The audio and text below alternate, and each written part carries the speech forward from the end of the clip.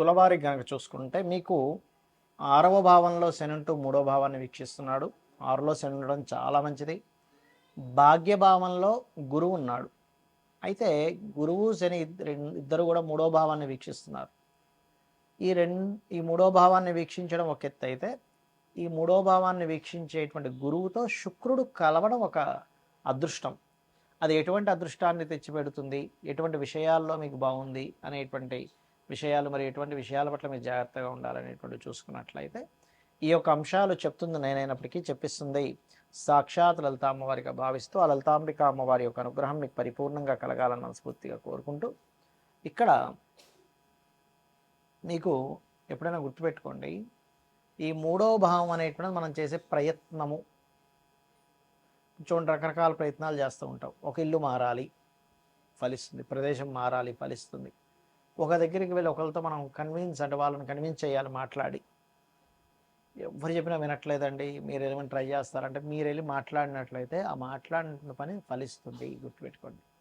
అయితే ఇందులో మనకి 3వ భావాన్ని జ్యోతిష్ శాస్త్రంలో దారిద్ర స్థానము, కమ్యూనికేషన్ హౌస్, ప్రయత్న స్థానం అని కూడా చెప్పారు. పౌరుష పరాక్రమాలు, దారిద్రము, ప్రయత్నము, కమ్యూనికేషన్స్ ఇవన్నీ చెప్పారు. మరి ఎవరికైనా ఇంకా కమ్యూనికేషన్స్ ఎందుకో మిస్కమ్యూనికేషన్స్ అవుతున్నాయి అనుకునేటువంటి వారు ఓం కర్పూర వీటి కామోద సమాకర్ష దిగంతరాయే నమః అనే మంత్రం చేయండి. రెండవది ఏంటి అంటే, మరి కొంతమందికి దారిద్రం విపరీతమైన ఇబ్బంది ఉందండి, మాకేంటో పోవట్లేదు దారిద్రం అన్నప్పుడు అద్భుతమైన మంత్రం ఉంది లలితా సహస్రనామాల్లో. ఓం కనకాంగద కేయూర కమనీయ భుజాన్వితాయే నమః. ఖచ్చితంగా దారిద్ర నాశనం జరుగుతుంది దానివల్ల. అయితే ఎవరికైనా చిన్నపిల్లలకు ఉంది కాంబినేషన్, ఇప్పుడు నడుస్తున్న గోచారం ఏం చేస్తుందంటే, ఆ చిన్నపిల్లలకి ఇంకొక సిబ్లింగ్ పుట్టడానికి కూడా ఈ యొక్క గోచార అనుగ్రహం ఉంటుంది. కొంతమందికి చూడండి, తులాలగ్నంలో పుట్టారు, అడుగుతుంటారు ఏమండి మా అబ్బాయి జాతకం పరంగా ఇంకో సిస్టర్ కానీ బ్రదర్ కానీ ఉన్నారా.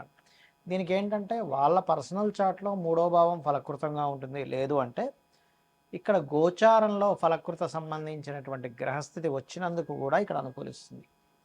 అయితే ఇక్కడ 6వ భావంలో శని ఉన్నందుకు ఉద్యోగ అవకాశాలు బ్రహ్మాండంగా వస్తాయి.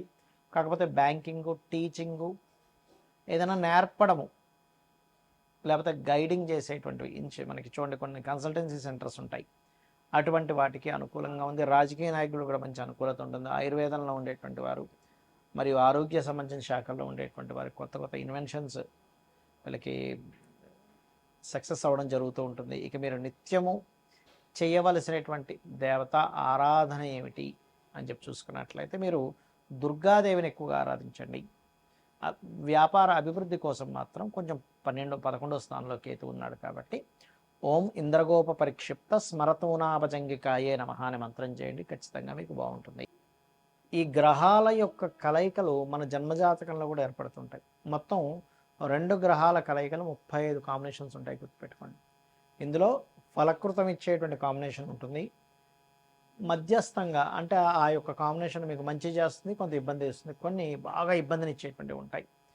ఆ 35 కాంబినేషన్స్లో మంచివి ఇచ్చేవి ఎలాగో మనకేం పెద్దగా ఇబ్బంది పడాల్సిన అవసరం లేదు. గురు శుక్రులు, శుక్రబుధులు, లేకపోతే శని శుక్రులు, రాహువు శుక్రుడు, ఇలా రకరకాల కాంబినేషన్స్ ఉన్నాయి మంచి ఇచ్చేవి. గురువు రవి ఉంటే ఇంట్యూషన్ పెరుగుతుంది, ఆ జీవాత్మ సంయోగం అంటూ ఇలాగా ఉన్నాయి. మరి మీడియంగా ఉండేవి కొన్ని ఉంటాయి, కానీ ఇబ్బంది ఇచ్చేవి కొన్ని ఉంటాయి. అంటే శనికేతు అంటే వాళ్ళకి ఎప్పుడైనా శనికేతు ఎవరికైనా ఉన్నప్పుడు వాళ్ళు ఉద్యోగం చేయకూడదు, గుర్తుపెట్టుకోండి. అది 159 యాక్సెస్లో ఉన్నా కలిసి ఉన్న 159 యాక్సెస్లో ఉంటే కొంత 75% పనిచేస్తుంది, కలిసి ఉంటే 100% పనిచేస్తుంది. అలాంటప్పుడు వాళ్ళకి దేని ద్వారా ధనయోగం ఉందో చూసుకుని వ్యాపారంలోకి వెళ్ళిపోవడం మంచిది. ఎందుకంటే స్వేచ్ఛాయోగం అంటారు శనికేతువుల కలయిక, కాబట్టి వ్యాపారం చేస్తూ ఉండాలి శనికేతువులు ఉంటాయి. కొంతమంది కుజరాహువులు ఉంటారు, విపరీతమైన అగ్రెసివ్. అలాంటి వాళ్ళు మీరు గొడవలకి వెళ్ళకపోతేనే మీరు అభివృద్ధి చెందుతారు, లేకపోతే గొడవ అవుతూ ఉంటుంది ఎప్పుడు కూడా. శనికుజ ఇది కూడా ఒక మాట, తప్పు చేయరు వీళ్ళు, మాట అంటే పడరు. శనికుజులు ఉంటే కూడా అగ్రెసివ్, గొడవ పెట్టేసుకుంటారు. అంటే ఏమీ లేదు, ఒక ఎనర్జీ ఫామ్ అయినప్పుడు ఆ ఎనర్జీ ఫలితం ఇవ్వాలి. ఇప్పుడు మంటలో పెట్రోల్ వేసాం, భగ్గుమని మండుతుంది, వాటర్ వేసాం ఆరిపోతుంది. అంటే కాంబినేషన్స్ ఇది మనకు ఆయుర్వేదంలో కూడా ఉంటుంది, దీన్ని దీంతో కలపచ్చు, లేకపోతే ఈ ఫుడ్తో ఈ ఫుడ్ తినకండి అని చెప్తూ ఉంటారు కదా. అలాగే మనకి కెమికల్ వీటిల్లో కూడా చూడండి కొన్ని కెమికల్ రియాక్షన్స్ జరుగుతూ ఉంటాయి. అంటే ఒకదాన్ని ఇంకో దాంతో కలిపినప్పుడు ఒక రకమైనది వస్తుంది, ఒక దాని నుంచి ఒకటి తీసేసినప్పుడు ఇంకో రకమైనది వస్తుంది. అలాగే గ్రహాలకు కూడా ఇప్పుడు కుజుడు రాహు అనుకోండి, ఇది ఒక సర్పదోషం. మళ్ళీ రవి రాహు అయితే పితృదోషం అంటారు. ఇలా ఏంటంటే ఫస్ట్ మీరు ఎప్పుడైనా సరే జన్మజాతకంలో ఒక 8 బ్యాడ్ కాంబినేషన్స్ ఉంటాయి. శనికేతువులు, కుజరాహువులు, కుజరవి కాదులేండి, రవిరాహువులు, అదేవిధంగా శని కుజ, బుధ కుజ, ఈ రకంగా ఉంటాయన్నమాట. శుక్రకేతు ధనహీనత యోగం. అయితే ఇందులో మళ్ళీ అమ్మవారిని ఆరాధించిన, లక్ష్మీ గణపతిని ఆరాధించిన మళ్ళీ అద్భుతమైన ధనయోగంగా మారుతుంది. ఇవి ఒక్కొక్క భావనలో ఉంటే ఒక్కొక్క ఫలితాలు ఇస్తాయి. ధనస్థానంలో ఉంటే ధనం మీద ఎఫెక్ట్ చూపిస్తూ ఉంటుంది, సప్తమం మీద ఉంటేనేమో వివాహం మీద చూపిస్తుంటుంది, 12 మీద ఉంటే ఇన్వెస్ట్మెంట్స్ మీద చూపిస్తూ ఉంటుంది, 4 మీద ఉంటే ఒక్కోసారి యాక్సిడెంట్స్ మీద చూపిస్తుంటుంది, లేదా ప్రాపర్టీ మీద చూపిస్తుంటుంది, పంచమంలో ఉంటే ఏమో సంతానం మీద, 7వ భావంలో ఉంటే జీవిత భాగస్వామి మీద, 12లో ఉంటే వివాహ జీవితం మీద, అష్టమంలో ఉంటే యాక్సిడెంట్స్ మీద, భాగ్యంలో ఉంటే తండ్రి గారి ఆలోచన విధానం, తండ్రి గారి యొక్క నేచర్ మీద ఇలా చూపిస్తూ ఉంటుంది. అయితే ఇక్కడ ఈ కాంబినేషన్ ఉన్నంత మాత్రం చేత మనం భయపడ్డాం కాదు. ఆ కాంబినేషన్ ఉన్నటువంటి మహాదశ వచ్చిందా లేదా, ఆ కాంబినేషన్ ఎంత బలంగా ఉంది. ఒక్కోసారి మన గ్రహాలు చూడడానికి రెండో ఒక రాశిలో ఉన్నట్టుంటాయి. ఇదేమో 1 డిగ్రీలో ఉంటుంది, ఏదో 29 డిగ్రీలో ఉంటుంది. అప్పుడు కలవదు అది, ఎందుకంటే చాలా ఎక్కువ డిగ్రీలు ఉంది కాబట్టి మీకు అది కనీసం 10 డిగ్రీల లోపల ఉండాలి. 10 డిగ్రీలు మినిమం ఉంటేనే దాని ప్రభావం ఎక్కువగా ఉంటుంది. లేదా ఒక్కొక్కసారి పక్కపక్క రాశుల్లో ఉన్నట్టు ఉంటాయి, కానీ ఇదొక రాశి అదొక రాశిలో నక్షత్ర సంబంధం ఉంటుంది.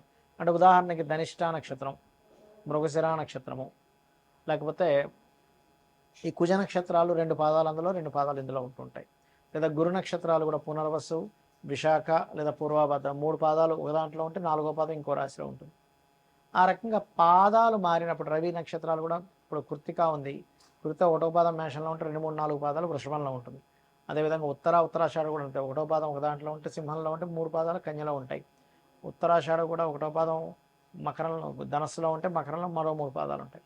ఇలా పాద సంబంధం వచ్చిన 10 డిగ్రీల లోపల ఉన్న ఆ మహాదశలు నడుస్తున్నప్పుడు అది ఏ భావంలో ఉందో చూసుకొని దానికి సంబంధించిన మీరు పరిహారం కనుక చేసుకోగలిగితే, అంటే ఏ 2 గ్రహాలు కలిసాయో ఆ 2 గ్రహాలు ఏ పోర్ట్ఫోలియోని యాక్టివ్ చేస్తుందో తెలుసుకోవాలి. ఆ సమయం ఎప్పుడు వస్తుందో తెలుసుకోవాలి. అది మహాదశ, అంతర్దశాలు కొన్నిసార్లు ఎలా ఉంటుందంటే అసలు ఆ దశే రాదు కొన్నిసార్లు. అంటే ఉదాహరణకి ఏ శుక్రకేతువులు కలిసి ఉన్నారనుకోండి, అసలు ఈ అబ్బాయి పుట్టడం, అబ్బాయి కృత్తికలోనో రోహిణిలోనో పుట్టాడు, ఆయన కేతు మహాదశ రావాలంటే దాదాపుగా 110 సంవత్సరాలు పడుతుంది. ఎప్పుడు ఆ 110 సంవత్సరాలు అప్పుడు వస్తే ఏంటి, రాకపోతే ఏంటి. మనకి ఏ దశలైనా 70-80 సంవత్సరాల వరకే గుర్తుపెట్టుకోండి. 70-80 తర్వాత అన్నీ కూడా కర్మ సంబంధించినవి నడుస్తూ ఉంటాయి.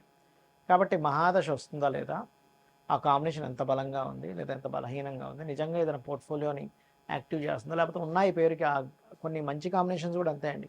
పేరుకి మాత్రం అద్భుతమైన యోగం ఉందండి. ఎందుకంటే 2 గ్రహాల కలయిక ఈజ్ యోగం.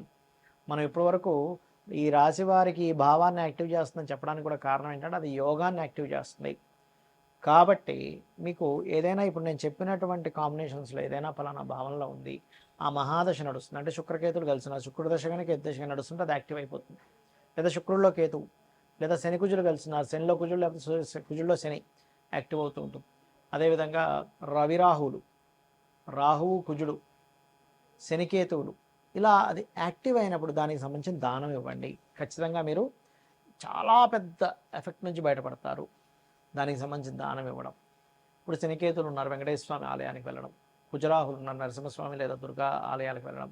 రవిరాహులు ఉన్నారు, పితృదేవత ఆరాధన చేయడము మరియు సూర్యాలయాలు, దుర్గా ఆలయాలకు వెళ్ళడం. బుధకుజులు ఉన్నారు, విష్ణు సహస్రనామాలు చదువుకోవడము మరియు లక్ష్మీ నరసింహస్వామి ఆరాధన కూడా చేసుకోవచ్చు అక్కడ. మరియు అదేవిధంగా కుజరాహులు ఉన్నారు, నరసింహస్వామి ఆరాధన చేయడం లేదా రుద్రం చదువుకోవడం. ఇవి చేసినట్లయితే ఖచ్చితంగా మీకు అన్ని విధాలా బాగుంటుంది.